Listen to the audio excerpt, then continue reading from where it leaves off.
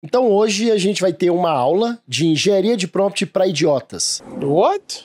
Mas espera aí, antes de você me julgar, eu quero te mostrar quem é o autor dessa polêmica. Fábio Akita. Ele é extremamente polêmico, é uma pessoa genial que eu sigo há muitos anos e entende muito de tecnologia. Eu aprendi, inclusive, muito do que eu achava que eu já sabia com ele. Mas nesse ponto aqui eu vou ter que discordar dele. E não sou só eu que tô discordando dele. Dá uma olhada nesse site aqui da Microsoft, né, learn.microsoft.com, que fala de quê? Técnicas de engenharia de prompt. É um artigo inteiro explicando uma série de técnicas e abordagens para se trabalhar em engenharia de prompt. Peraí, vamos lá. Google, Machine Learning, developers.google.com, engenharia de solicitações para geração de IA generativa, engenharia de prompt. E a gente tem mais um artigo enorme aqui, com bastantes técnicas, ideias e estratégias para se trabalhar com uma IA generativa. E aí a gente tem também posts e mais posts, como esse aqui do Dr. Carlos Bifi, PhD em matemática, especialista em data science, enfim, professor, né?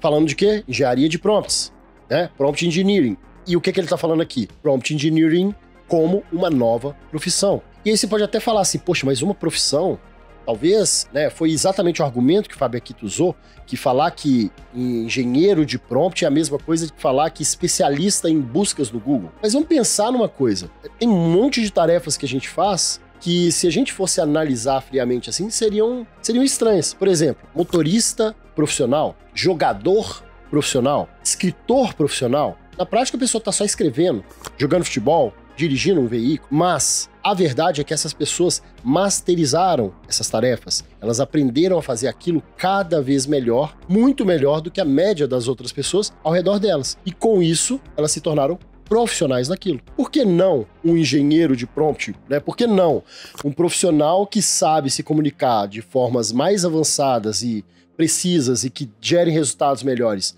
com um sistema de inteligência artificial? Por que ele não pode ser um profissional naquilo, né? Então, nesse ponto, eu acho que o próprio Fábio Akita tá discordando dele mesmo, porque ele mesmo colocou na bio dele, do Twitter, né, do x.com, prompt engineer. Talvez seja para brincar, talvez ele realmente acabou aderindo, né, ao termo de engenheiro de prompt. Para fechar aqui, a gente já tem várias publicações, como esse livro aqui, que falam sobre engenharia de prompt. Claro, vão se defasar muito rapidamente, porque esse mundo de uso de IA generativa tá absurdamente rápido, tá muito difícil de se acompanhar, principalmente em publicações assim, como essa, estáticas, né? Mas, fato é que engenharia de prompt é um termo que chegou para ficar. Agora vamos lá. O que é essa tal engenharia de prompt? Como que funciona isso, né? Como que você aprende isso? Esse é o tema central aqui para a gente poder entender. Mas antes da gente aprofundar nesse assunto, eu quero te pedir para conferir se você já está inscrito no canal, né? E já aproveita, já deixa o seu like aqui de uma vez para garantir, para você não se esquecer depois, né? Então vamos lá. Olha, a primeira vez que eu ouvi falar o termo engenharia de prompt foram alguns anos atrás, tá? Quando eu me deparei com uma nova ferramenta de inteligência artificial que estava se popularizando muito rápido, que foi o Midjourney. Foi o meu primeiro contato com uma IA generativa de criação de imagens. E eu fiquei fascinado com o potencial daquela ferramenta. Rapidamente, ali no início, você precisava criar uma conta no Midjourney, conectar a sua conta do Discord e você usava a ferramenta especificamente no Discord. Até pouco tempo atrás era assim. Hoje a gente tem uma interface web muito mais simples para poder usar o Midjourney. E ali dentro do Discord eu me deparei com uma série de imagens fantásticas, absurdamente surreais, bonitas, assim, coisa realmente muito artística. Eu fiquei impressionado com aquilo. Eram imagens, inclusive, muito parecidas com o que você consegue ver hoje na interface web do Midjourney. Claro que aqui você ainda tem um nível de detalhamento e de refinamento muito maior do que alguns anos atrás, né? O nível de realismo do Midjourney ficou realmente impressionante. Mas já eram muito impressionantes para mim naquela época, né? Eram imagens como essa daqui. E eu ficava me perguntando, como que eu crio uma imagem bacana assim? Por quê? Eu lembro que a primeira imagem que eu tentei criar foi um palhaço voando com balões. E ficou uma porcaria. E eu tentei a segunda vez, a terceira vez, a 10ª vez e não saiu. Palhaço andando de bicicleta. Saíram imagens horríveis, né? E eu comecei a estudar aquilo ali, porque se tinham pessoas conseguindo fazer coisas como isso daqui, né? Se tinham pessoas conseguindo fazer coisas como isso daqui ou isso daqui, por que eu não estava conseguindo? Qual era o segredo? E eu comecei a estudar e me deparei com esse termo, engenharia de prompt. E engenharia de prompt para ferramentas como o Midjourney ainda tem um grau mais elevado de complexidade. Por quê?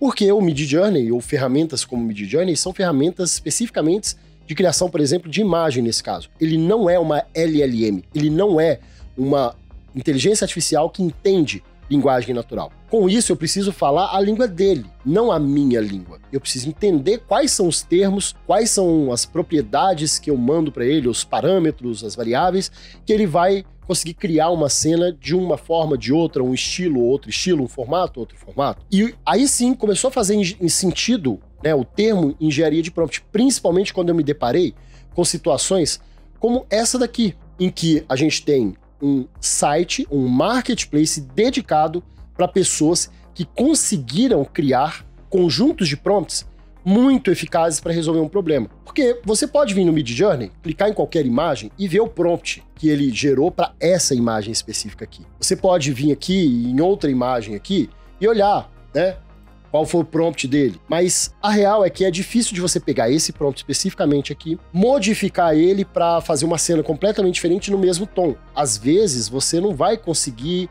uma consistência nessa criação. E foi onde as pessoas acharam uma forma de ganhar dinheiro. Elas criam prompts que geram um nível de consistência bastante interessante, tá vendo? Olha o estilo dessas imagens, olha o estilo dessas imagens aqui. Olha, vamos pegar um outro estilo completamente diferente. Olha o estilo dessas imagens aqui, tá?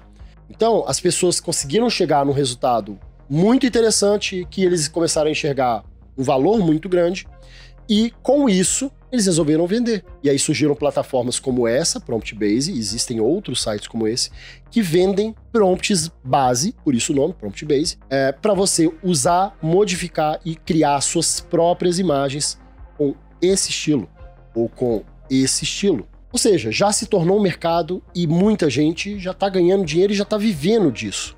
Então, concorda comigo que é uma profissão? Só que a técnica de geração de prompts para ferramentas como o Midjourney é muito diferente da técnica de geração de prompts para ferramentas de linguagem natural, né, as LLMs, Large Language Model, como o ChatGPT, como o Gemini, como o Claude AI, né? Então, essas ferramentas em que a gente consegue conversar, dialogar com a IA, ou seja, elas retornam para a gente, entendem e retornam para a gente em linguagem natural, elas acabam tendo uma abordagem muito diferente. E por quê? Pensa o seguinte, se você compra uma televisão, sei lá, uma câmera nova, e você não entende todas as funções daquele dispositivo, o que você vai fazer? Você vai pegar um manual de instruções e vai ler. Bom, a maioria das pessoas não fazem isso, mas você deveria pegar o manual de instruções e ler, né? Ou você vai na internet pesquisar e vai descobrir determinada situação, assistir um vídeo, você vai estudar sobre aquilo. Agora pensa que IAs como o ChatGPT, como o Gemini, como o Claude AI, né, qualquer IA generativa de linguagem natural, ela consegue ser por si só o seu próprio manual de instruções, o seu próprio professor. Você pode usar ela para perguntar para ela como que você usa ela. Então, se você não tem a mínima ideia de por onde começar, fala pro GPT, por onde eu começo? Como que eu faço para te usar? E ele vai te explicar. Então, isso é uma vantagem muito grande que você tem. Com o uso da ferramenta, especificamente, por exemplo, o GPT ou os LLMs, em relação a outras IAs, como o Midjourney, né? Como o Sora, que vai chegar... Não, o Sora talvez já vai ser multimodal, mas enfim. Como IAs, especificamente de imagens como o Midjourney, como o próprio DALL-E 3, né? E, claro, tem uma vantagem absurdamente grande sobre qualquer outro tipo de ferramenta padrão que você comprar no mundo real ali, né? Então, enfim, você precisa entender que você pode usar o próprio ChatGPT para te ensinar a usar o ChatGPT. Mas, por um lado, se a ferramenta consegue te ajudar a usar ela mesma, ela acaba te dando um potencial de uso muito maior. O potencial de uso de IAs generativas de linguagem natural é cada vez maior e a gente ainda está descobrindo tudo que é possível ser feito com elas. E eu quero te mostrar o porquê que acaba sendo necessário você entender mais profundamente, né, engenharia de prompt. É porque simplesmente existem situações que você quer um determinado resultado, vamos dizer assim, que precisa de uma abordagem tão complexa, tão detalhada, que se você não souber usar determinadas técnicas, você não vai conseguir chegar exatamente onde você quer, você vai acabar tendo um resultado genérico. E olha só, vou te dar exemplos de como eu uso, né, técnicas de engenharia de prompt, né, no meu dia a dia aqui. Dá uma olhada aqui na minha tela. Você vai ver que é uma ferramenta que sequer é o ChatGPT. Eu uso aqui o Defy. Por que eu uso essa ferramenta? Porque aqui eu estou criando um assistente que chama Sibeli Roteirista, que ela me ajuda a montar roteiros de vídeos para o meu YouTube, como esse aqui, né? Só que a estrutura de montagem de um roteiro que eu determinei, que eu quis seguir, ficou tão complexa que um simples promptzinho ali para um agente no GPT já não estava funcionando mais tão bem. Então, eu usei uma ferramenta, né, que consegue me dar mais estrutura para eu conseguir organizar esses prompts. Então, veja que eu tenho vários blocos de prompt. Eu tenho um primeiro bloco aqui que dá uma introdução, que traz um contexto, que inclusive busca de arquivos que estão lá embaixo, vou mostrar. E aí eu começo a adentrar aqui, ó, em várias etapas, passos, né? Tá vendo? Eu coloco, né, eu vou falando a parte do conteúdo, tá aqui embaixo, por aí vai. Então são vários blocos aqui. Lá no final eu ainda tenho aqui, ó, um contexto, que é o quê? É o conteúdo do Leis do Digital, né? O meu livro aqui. Então eu peguei o conteúdo inteiro do meu livro, eu coloquei aqui como potencial de contexto para essa Sibeli Roteirista, né? Esse conteúdo, inclusive, tá aqui, ó, todo quebrado em chunks, em pedaços.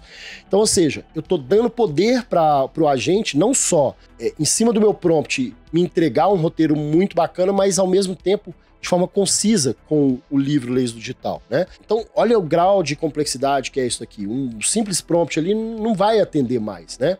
Além disso, a gente tem situações como essa daqui, em que a gente tem uma cadeia, vamos dizer assim, de geração de conteúdo, que nem um único prompt conseguiria resolver. Então a gente tem por exemplo, esse daqui é um gerador de artigos para blog com SEO, né?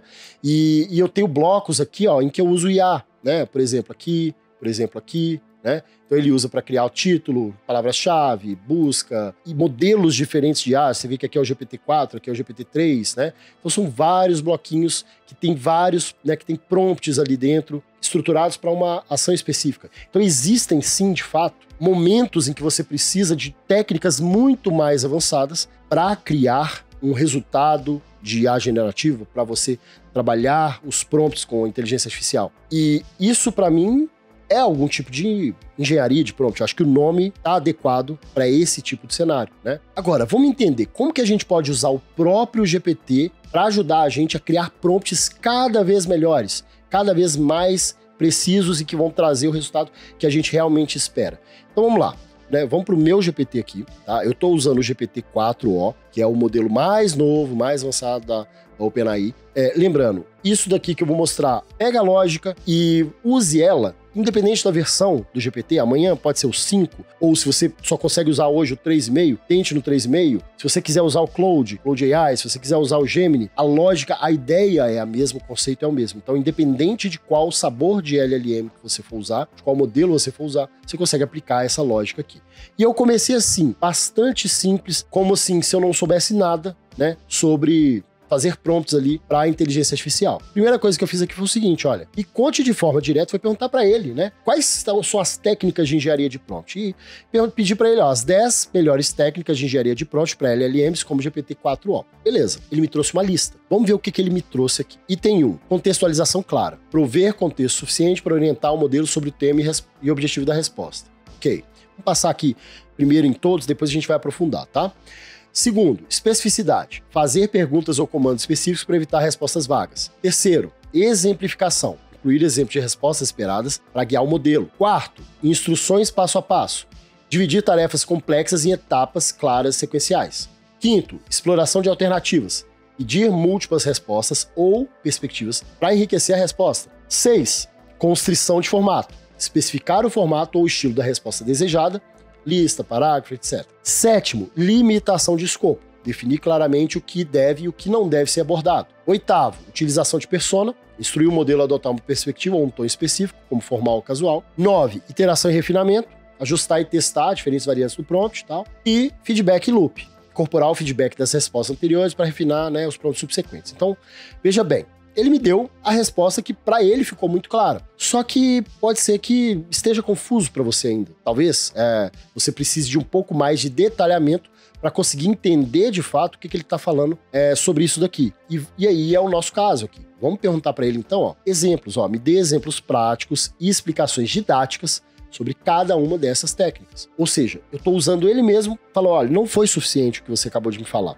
Eu quero que você me explique como eu uso, quando eu uso, por que eu uso. E aí ele me traz essa resposta aqui. Ó, aqui estão exemplos práticos, tal. Ok, vamos lá, vamos ver cada um desses pontos e agora vamos aprofundar um pouquinho neles aqui, né? Então, ó, o primeiro ponto que é a contextualização clara. Como que a gente usa? Forneça informações suficientes sobre o contexto da pergunta. Sempre que o modelo precisar entender o cenário para dar uma resposta precisa.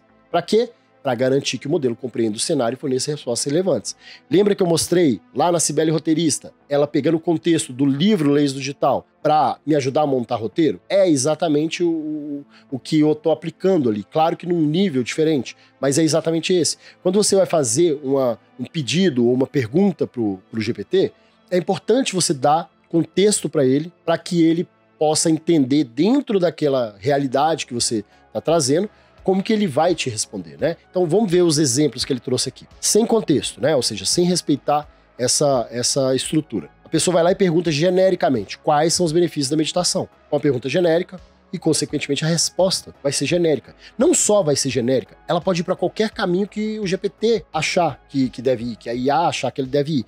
Por quê, gente? Olha só, a IAs como o GPT, né? São LLMs, Large Language Models, são IAs generativas, né? GPT é Generative, Pre-Trained, Transformers. Transformers é a tecnologia, Pre-Trained é que ele foi pré-treinado, Generativo é porque ele gera coisas novas. Significa que ele gera inteligência? Tem muita gente que diz que não. Ele emula, eu diria que ele emula muito bem a inteligência. Parece muito ser inteligente, mas na prática, por trás dos panos ali, o que ele está fazendo é completar sentenças. Ele é uma máquina de completar sentenças de forma muito assertiva. Só que na hora que ele vai completar a sua sentença, seja uma pergunta, seja uma afirmação, ele vai ter N caminhos que ele vai poder seguir. Se você faz uma pergunta genérica, ele vai escolher um desses e ele vai seguir aquilo ali. E ponto. Se você começa a dar mais contexto, olha aqui o exemplo. Quais são os benefícios da meditação para profissionais que trabalham em ambientes de alta pressão, como os hospitais? Se é a sua realidade, ele vai conseguir te entregar um resultado muito mais interessante para o que você pediu, né? Então, só de dar o contexto, você consegue um resultado mais interessante. Vamos ver o segundo ponto aqui. Especificidade. Como que você usa? Fazendo perguntas ou comandos específicos. Quando? Quando você precisa de informações detalhadas sobre um assunto específico. Para quê? Para evitar respostas genéricas ou vagas. É a mesma lógica da anterior com uma abordagem diferente. Exemplo. Fale sobre dieta saudável. Beleza. Genérico, amplo, ele vai seguir qualquer caminho. Específico. Quais são os benefícios das proteínas vegetais em uma dieta saudável? Ótimo. Eu encaminho, então nesse caso não foi o contexto, nesse caso foi uma especificidade na forma de perguntar. Então isso aqui também vai seguir aquela mesma linha de raciocínio do item anterior e vai te dar um resultado muito mais direcionado. Terceiro tópico que ele trouxe aqui foi a exemplificação. Como que a gente usa? Incluindo exemplos de respostas esperadas. Quando? Quando a resposta desejada pode ter várias interpretações. Para quê? Para guiar o modelo sobre o tipo de resposta esperada. Vamos ver os exemplos aqui? Se você não der um exemplo para IA, esse seria o prompt. Explique a teoria da relatividade. Amplo, vago, né? Como que ele vai explicar? Ele que vai decidir. Agora, olha o exemplo aqui. Explique a teoria da relatividade de forma simples, como se estivesse explicando para uma criança. Então, ele exemplificou, olha, como se você estivesse explicando para uma criança. Com isso, a IA vai seguir uma rota. Se ela tinha 100 formas de explicar, ela acabou de reduzir para, sei lá, 5 formas diferentes. Ela vai escolher uma das 5, mas ela foi muito mais específica por causa do exemplo que você trouxe aqui para ela. Quarto ponto, instruções passo a passo. Como que você usa? Dividindo tarefas complexas em etapas claras e sequenciais. Lembra lá na Cibele Roteirista que eu falei, etapa 1, faça isso, etapa 2, faça aquilo? Poxa, ela me ajuda a criar o título, a descrição do vídeo, a introdução do vídeo, os tópicos que eu vou abordar no vídeo, a thumb do vídeo. Tudo isso são etapas que são muito distintas uma da outra, mas elas se correlacionam. Então, uma cadeia de pensamento ou instruções passo a passo ajudam você a distribuir em etapas, em blocos, para que a IA consiga te entregar aquilo ali de forma mais concatenada, né? Então, olha só, quando que você usa? Para tarefas que envolvem vários passos ou processos. Por quê? Para facilitar a compreensão e execução das tarefas complexas, né? Exemplos. 100 passos, né? Como configurar um servidor web. Beleza. Pergunta genérica, resposta genérica. Segundo exemplo aqui, com passos. Explique como configurar um servidor web Apache em um servidor Linux, incluindo os seguintes passos. 1. Instalar o Apache. 2. Configurar o arquivo de configuração. 3. Iniciar o serviço Apache. 4. Verificar a instalação. Olha como que foi muito mais detalhado e a perspectiva dele de conseguir ter um resultado realmente dentro do que ele esperava é muito maior do que se ele tivesse feito a pergunta genérica ali de cima, né? Quinta forma aqui, exploração de alternativas. Como que a gente pode usar? Pedindo múltiplas respostas ou perspectivas. Nota que, até aqui, a gente afunilou a IA, o potencial de respostas da IA, de possibilidades que ele vai trabalhar ali. A gente trabalhou no afunilamento. Agora, olha nesse caso aqui, a gente está ampliando a saída. Então, a gente foi mais específico na entrada, mas a gente está ampliando aqui a saída, pedindo para ele múltiplas respostas ou perspectivas. Então, ó, quanto que a gente usa? Quando a gente quer explorar diferentes abordagens ou soluções. Para quê? Para obter uma visão mais abrangente e variada sobre um determinado assunto. Vamos ver o exemplo. Qual a melhor maneira de aprender a programar? Genérico, e ele vai trazer a melhor que ele achar. Mas não significa necessariamente que é, de fato, a que ele acha melhor. É a primeira rota que ele achou que pareceu ser, né, a que vai encaixar melhor naquele pedido, naquela sentença que você escreveu. Se você perguntar de novo, talvez ele vai seguir outro caminho, ele vai te dar outra melhor. Talvez ele vai te dar, sei lá, 5 melhores cada vez que você perguntar diferente. Olha com alternativas como é que fica. Quais são três maneiras eficazes de aprender a programar e os benefícios de cada uma? Ele já vai, dentro de todo aquele escopo que ele achou, todas aquelas possibilidades, ele vai analisar elas e ele vai escolher 3. Ele não vai seguir o primeiro caminho que ele achar. Ele vai escolher, ele vai ter que analisar mais de uma, talvez mais de 3, né, pelo menos, para ele conseguir trazer 3. E ainda vai detalhar os benefícios. Então, foi muito mais específico e, ao mesmo tempo, te dando uma saída mais abrangente, né? Constrição de formato.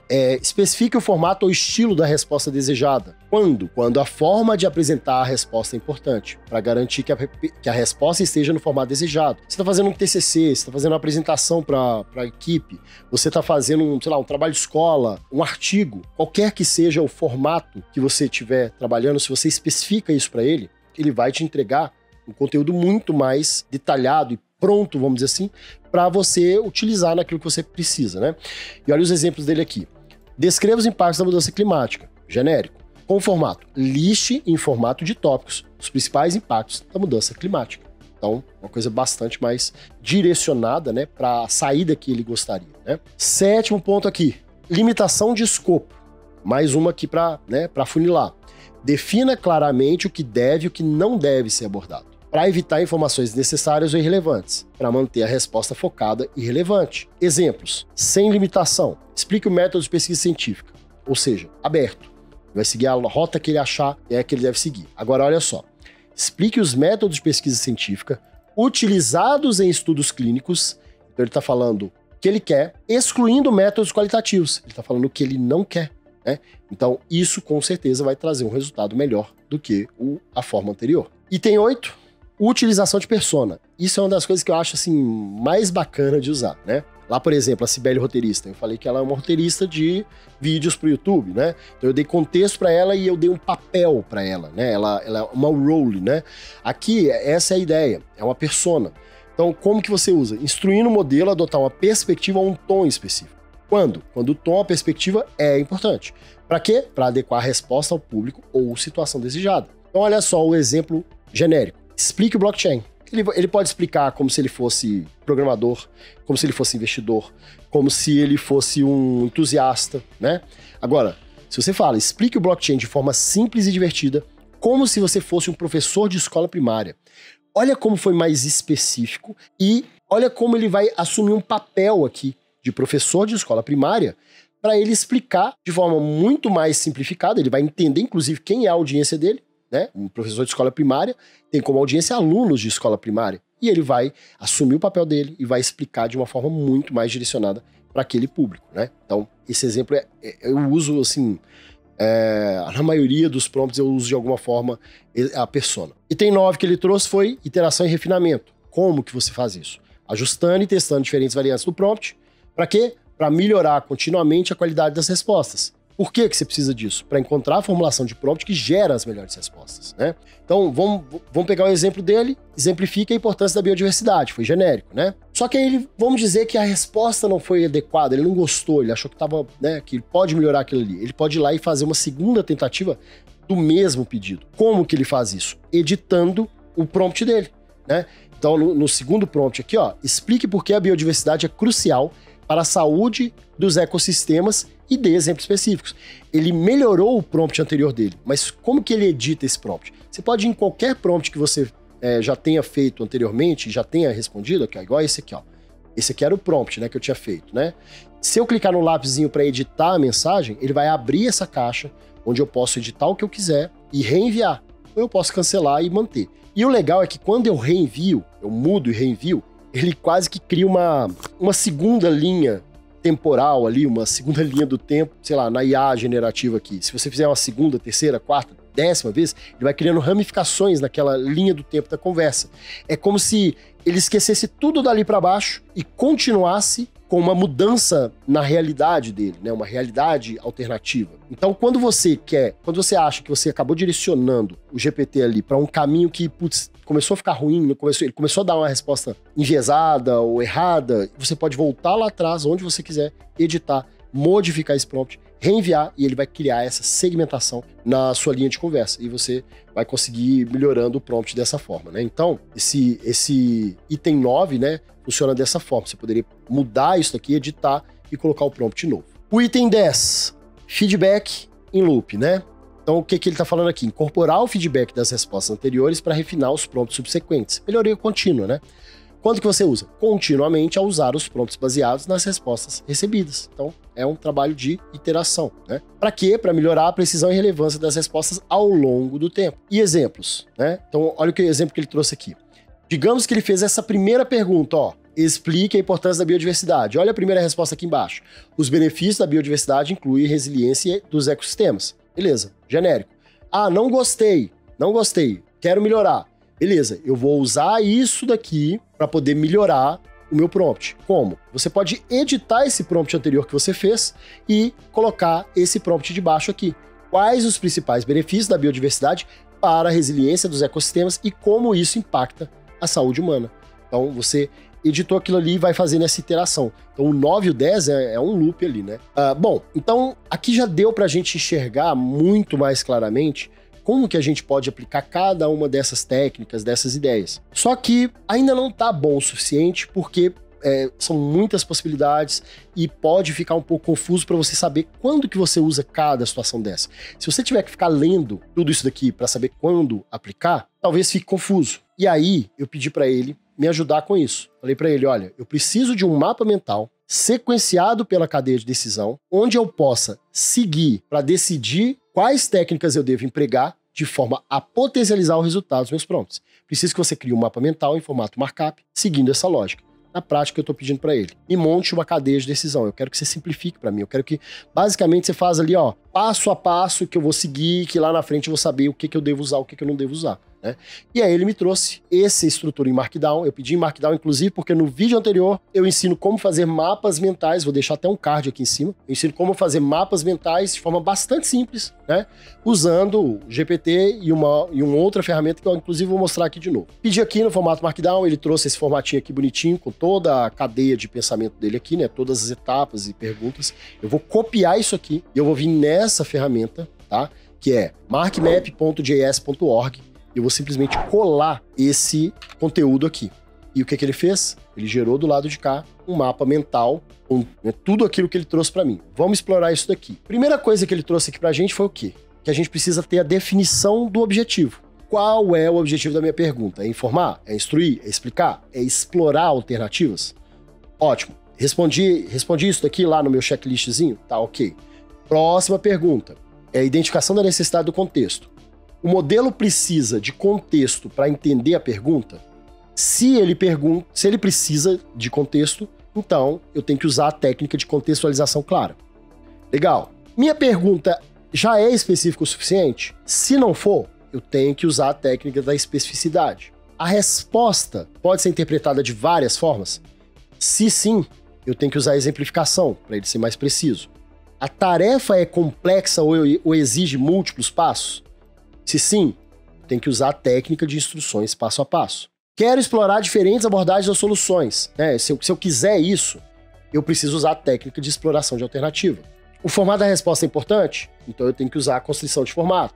Eu quero evitar informações necessárias ou relevantes? Então eu tenho que usar a limitação de escopo. Eu quero usar um tom ou perspectiva específico? Então eu tenho que usar a persona. Eu tô tendo a resposta que eu precisava, que eu desejava? Não, então eu faço iteração e refinamento, né? E aí, beleza, estou ajustando meus prompts com base nas respostas anteriores? Sim, é o feedback loop. Perfeito. No final das contas, ele traz aqui, inclusive, um exemplo de uso, ó, como se você estivesse respondendo cada um desses pontos, né? Então, qual é o objetivo? Explicar. Precisa de contexto? Sim. Especificidade? Sim. E aí ele vai trazendo aqui, né, como se você estivesse montando um checklistzinho ali para saber como que você faz para melhorar o seu prompt. Só isso aqui, gente, já é suficiente para você gradativamente ir refinando cada um dos seus prompts. Mas eu não estou satisfeito. Ainda está complexo. Eu acho que ainda está complexo para gente que quer refinar os nossos prompts de forma simples, sem ter que ficar trazendo a nossa realidade para dentro de um prompt de uma forma que talvez a gente não vai entender ou não vai conseguir conter. Porque é aquele negócio, às vezes a gente sabe o que fazer, mas a gente tem dificuldade de saber aplicar em um outro contexto, em um outro cenário. Você sabe fazer um determinado cálculo, mas com outros valores você fica confuso. Você sabe escrever artigos sobre um determinado assunto, mas quando você vai escrever um artigo sobre outro assunto, você se banana. Você sabe, sei lá, gerir um departamento, mas quando você vai gerir outras pessoas que fazem outras tarefas, você se perde, você não sabe contextualizar aquilo, né? E a mesma lógica é aquilo. Você pode achar vários exemplos de prompts que você vai falar, nossa, isso é óbvio para mim, mas na hora que você vai gerar aquele seu prompt, você ainda se perde, talvez, em sabendo, poxa, como que eu vou aplicar isso nessa situação? E aí que eu quero que você use mais uma vez o próprio GPT para, num próximo nível, te ajudar ainda mais. Então vamos ver como que a gente pode fazer isso, né? Bom, aqui para baixo, o que eu pedi para ele? Eu falei com ele, olha, muito bom, mas o que eu quero? Eu quero um agente GPT. Você não sabe o que é um agente GPT, basicamente é como se fosse um assistente que você cria, que é um GPT, né? Ele tem toda a inteligência, né? Ele tem todo o conteúdo, né, a capacidade de processamento do ChatGPT, mas com instruções personalizadas. Ele vai atuar de uma forma, ou seja, é um bonequinha russa ali, né? Um Inception de robô dentro de robô dentro de robô, é quase isso, né? Então você consegue criar um agente GPT personalizado que vai fazer um trabalho personalizado de uma forma personalizada. E você vai usar ele como se ele fosse uma ferramenta personalizada. Pensa que o GPT é uma ferramenta ampla. Você consegue criar ferramentas personalizadas que são os GPTs. Então eu quero criar um agente GPT que vai me ajudar com aquelas 10 técnicas, né? O que eu pedi para ele então? Agora você poderia... Só que é o seguinte, eu não quero nem ter o trabalho de criar esse agente. Eu não quero nem... Eu não sei criar um agente. Eu não quero nem ter que aprender a criar um agente. Vamos dizer que, né, esse é o cenário. Então, eu vou pedir para ele criar para mim. Então, olha só. Eu tô pedindo um robô para criar um robô, que vai criar um robô. Entendeu? Que vai gerar uma automação. Então, enfim, são camadas realmente que a gente vai usando e que vão chegar no resultado que a gente quer. Olha o que eu tô pedindo para ele. Eu quero que ele crie um prompt completo para que eu possa criar um agente GPT que vai me ajudar a montar meus prompts. A ideia do agente é a seguinte. 1, eu vou escrever um prompt qualquer. 2, ele vai entender o que eu desejo e começar a me fazer as perguntas daquela lista lá para identificar as premissas das 10 principais técnicas. Eu vou responder cada uma das perguntas e ele vai me devolver um prompt mestre perfeito para atingir o objetivo inicial. O prompt que você me entregar aqui eu irei usar na configuração do agente. Então, ou seja, eu falei com ele, cara, eu preciso disso, se vira, faz para mim. E ele fez a mágica dele aqui. Criou um prompt de criação de um agente. Olha que legal que, inclusive, ele já começa dando um papel para esse agente. Então, olha, você é um agente especialista em engenharia de prompts. Você vê que ele mesmo usa esse termo, né? Para modelos de linguagem, papapá. E aí ele vai trazendo aqui falando quais são as tarefas dele, quais são as etapas e perguntas que ele tem que fazer. Aqui todo o prompt, né, de criação. Inclusive, ele trouxe exemplo de diálogo. Olha que legal, ele usando as próprias técnicas dele para a criação do agente que a gente vai usar. Então, a gente não sabe criar um agente, mas ele criou aqui pra gente. Eu vou clicar aqui em copiar o código, porque isso eu vou usar no agente. Mas, Paulo, como que a gente cria um agente? Se você paga o GPT, você consegue criar agora um agente para você e fazer o que você quiser. Mas se você não paga, você vai ter que esperar para as próximas atualizações, quando sair o GPT ou para você. Pelo que eles falaram, eles vão liberar todas essas coisas. Eu acredito que também a criação de agentes, né? Mas pelo menos o uso de agentes. Se liberar o uso de agentes, a gente vai ver uma forma de eu compartilhar esse agente que eu vou criar aqui agora, né? Para você poder usar ele, tá? Então, enfim, você clica na sua foto, aqui meu plano, tal, e tem os meus GPTs. Quando você clica aqui meus GPTs, você vai cair aqui, ó, aqui meus GPTs, você vai cair nessa tela, e aqui você consegue criar um GPT, que é o que a gente vai fazer. Cliquei em criar um GPT e ele traz essa tela de criação do agente. Nessa tela aqui, na verdade, ele cai normalmente aqui, onde ele mesmo está querendo te ajudar de forma textual ali, conversacional, a criar o agente. Mas a gente vai usar a aba configurar, porque a gente já tem as instruções do agente, né? Então as instruções que eu copiei, eu já vou colar elas aqui. São exatamente aquelas que o GPT gerou para mim, tá? Agora, eu vou dar um nome pro agente, eu vou chamar ele de Rei dos Prompts. Aqui eu vou dar uma descrição para ele.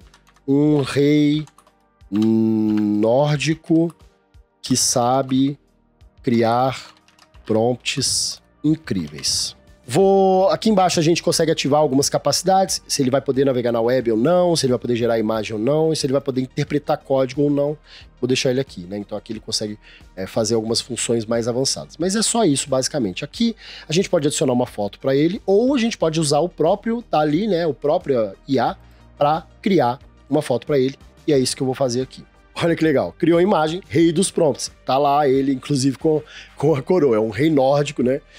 Dos prompts. Pronto, criado o agente. Na verdade, agora eu clico no botãozinho aqui em cima, que chama criar, né? E eu escolho se eu quero ele só para mim, se eu quero compartilhar com qualquer pessoa. Enfim, eu vou compartilhar com qualquer pessoa com o link. E o seguinte, nós vamos combinar o seguinte. Vocês vão comentar aqui embaixo desse vídeo qualquer coisa que vocês quiserem e vão colocar no meio do comentário Rei dos Prompts, tá? Se eu tiver bastantes comentários nesse vídeo, eu vou compartilhar com vocês no primeiro comentário fixado o link desse GPT, para você poder usar ele aí, adicionar no seu GPT, no seu chat GPT e usar ele no seu dia a dia para melhorar os seus prompts, tá bom? Então, ó, lembre, comenta aí embaixo, coloca o termo Rei dos Prompts, que aí eu vou liberar para vocês o link desse agente, tá? Então eu vou salvar aqui e clicar agora em ver GPT para a gente já começar a usar ele, tá? Então, agora, como que a gente vai usar ele? Eu vou primeiro só mandar um oi aqui para ele. Vamos ver o que ele vai falar. Olá, estou aqui para ajudá-los a criar um prompt eficaz. Por favor, descreva o objetivo do seu prompt. Então, olha o que eu estou pedindo para ele. Eu preciso de um prompt para a criação de um roteiro de vídeo incrível para YouTube. Entendi. Vamos trabalhar juntos para criar o prompt eficaz. Para começar, por favor, descreva o objetivo do seu vídeo no YouTube. Vamos lá. O vídeo deverá ensinar as pessoas a usar IA para melhorar o SEO de sua loja virtual. É um vídeo, inclusive, gente, que tem aqui, ó, vou deixar um card aqui em cima para vocês poderem dar uma olhada a isso, usando IA para melhorar o SEO, tá? Então, olha só, agora ele está complementando mais perguntas, perguntando sobre o tema, né, ou situação, qual é o tipo de público e qual o nível de conhecimento. Tá, beleza. O tema será SEO, o público será de lojistas de e-commerce e o nível de conhecimento é básico. Então, ele vai me ajudar agora a tornar o prompt mais específico. Você quer que o vídeo cubra aspectos específicos do uso de IA? Se sim, posso listar alguns tópicos? Ó, eu vou listar 2 tópicos aqui, tá? Preciso que fale, que aborde. Então, olha só que eu vou complementar. Preciso que aborde descrições de produtos e artigos de blog integrado. Entendido. Agora vamos falar sobre o formato da resposta. Você gostaria que o roteiro fosse apresentado em uma lista, parágrafos? Ou seja, como que eu quero esse roteiro? Vai ser em tópicos? Vai ser texto puro ali? Não, eu quero tópicos. Para finalizar, existe alguma informação ou tópico que eu quero excluir do roteiro? Deixa eu ver. Tá, vamos lá. Não fale sobre blog separado, apenas blog integrado na loja. Bacana, criou aqui. Vamos entender aqui então, ó, como que ele criou o prompt. Olha só, olha o tamanho do prompt que ele já gerou aqui. Então, ó, ele falou, ó, prompt de criação de roteiro de vídeo de YouTube. Crie um roteiro de vídeo para YouTube que ensine lojistas de e-commerce com conhecimento básico a usar a inteligência artificial para melhorar o SEO de suas lojas virtuais. O vídeo deve cobrir os seguintes tópicos. E aí ele trouxe introdução ao SEO e a descrições de produtos, artigos de blog integrado, ferramentas e recursos e a conclusão. Então, olha como ele já criou um prompt bastante refinado. Então, ó, o que eu vou fazer? Eu vou pegar esse prompt aqui, vou copiar ele e vou abrir uma outra janela do GPT. Então, ó, nessa nova janela do GPT, eu vou simplesmente colar aquele prompt que ele gerou, né? Tá o prompt aqui. Vamos ver o que ele vai trazer de resultado. Roteiro de vídeo usando tal. Então, ó, já trouxe aqui abertura, já trouxe ideia de cena, logotipo do canal, tal, narrador, né? Falando aqui. Olha só, ele já tá montando toda a estruturazinha de roteiro, baseado em tópicos, baseado em etapas, né? Olha lá, trazendo exatamente o conteúdo que eu quero. Olha como é diferente de eu simplesmente pedir para ele, crie um roteiro de um vídeo sobre SEO para e-commerce. Ele ia seguir o caminho que ele quisesse. Nesse caso aqui, ele me ajudou a refinar, a direcionar, né? E criar um prompt que me ajudou a criar um roteiro muito mais organizado e direcionado. Então, olha que bacana, né? Como que de fato isso funciona. Você veja que, no final das contas, a gente usou a própria ferramenta para ensinar para a gente como usar a ferramenta, para descrever como a gente deveria usar essa ferramenta, para dar ideias de uso dessa ferramenta, para criar uma segunda ferramenta mais aprimorada que nos ajudasse a aplicar as técnicas que ele ensinou que a gente precisava aplicar de uma forma muito simples, wizard, que qualquer pessoa iniciante consegue aplicar e ter resultados incríveis. Se você é iniciante, intermediário ou avançado, isso daqui com certeza pode te ajudar a elevar os seus prompts aí para o próximo nível. E é como eu sempre falo, aplicar o uso de IA no seu dia a dia, integrar ele ali, né, nas tarefas cotidianas, não é só uma tarefa fácil, você vê, é fácil, não é só fácil, é necessário. Você precisa começar a encontrar formas de usar o que você tem de ferramentas aí, assim como você usa uma ferramenta para fazer qualquer cálculo que você precisar ali, com um nível de precisão e velocidade, você tem que começar a usar ferramentas como o ChatGPT como uma calculadora do pensamento e, inclusive, se auto-aprimorando, né? Usando ela para te ensinar a usar melhor a própria ferramenta. Você não precisa nem ficar indo em vídeos de YouTube como esse aqui para aprender esse tipo de coisa. Uma vez que você aprende a usar a ferramenta, você ganha uma liberdade de conseguir aprender de forma completamente individual, separado, sozinho, direcionado, mas muito bem acompanhado com o professor que você quiser, que você determinar aqui usando os prompts, né? Então, olha, eu tenho certeza que isso vai ser um game changer no seu dia a dia. Comenta, lembra de comentar aqui embaixo, Rei dos Prompts, e me fala o que você mais gostou dessas dicas aqui hoje. Lembra de deixar a sua curtida, de se inscrever no canal, porque a gente tem muita coisa para comentar, compartilhar e estudar juntos aqui relacionado a esse mundo do empreendedorismo digital e, claro, inteligência artificial. E olha só, eu separei, já que a gente está falando sobre aprendizado, uso de IA para aprender mais, eu separei para você um vídeo muito bacana, que eu vou deixar o card dele aqui em cima. E eu quero que você assista esse vídeo aqui na sequência. Então eu te espero lá, tá bom? Um abraço.